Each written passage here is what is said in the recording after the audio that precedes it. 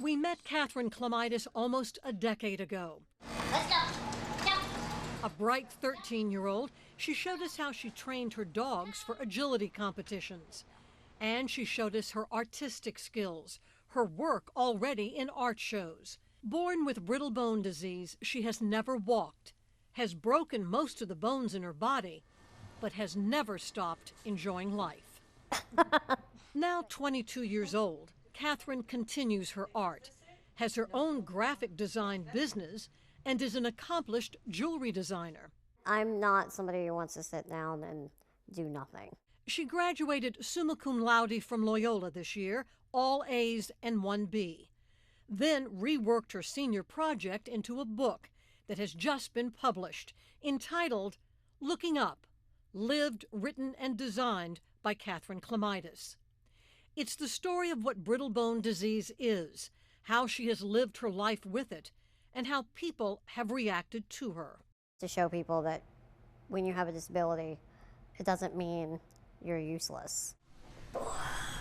She must be picked up and placed on a surface, whether it's to eat, to paint, to do her computer design work, or make her jewelry. I can read sideways, because that's just how I've always done it.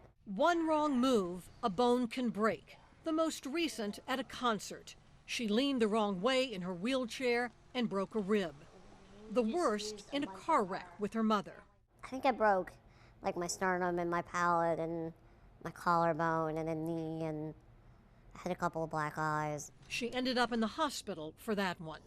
But for most of her broken bones, her parents, both veterinarians, know how to set and wrap or cast the breaks. I am very lucky. Yeah. And even better, Dad specialized in orthopedics. Her indomitable sense of humor has gotten her through the tough times. If I had an x-ray for every time I broke a bone, I'd be glowing from radiation. In her book, she tells of being stared at, even petted, many thinking the person in that tiny body is a baby, like the woman who saw her in the mall eating. Pointed at me, and to the whole mall says, "Oh my God, she's eating chicken wings all by herself." As she says in her book, she is different, but she is also normal in so many ways.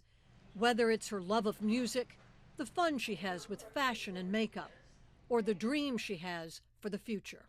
Just because I can't walk and I'm 2'7" and drive a wheelchair, that doesn't mean I don't care. Katherine has looked up her whole life, but that has given her a rare perspective.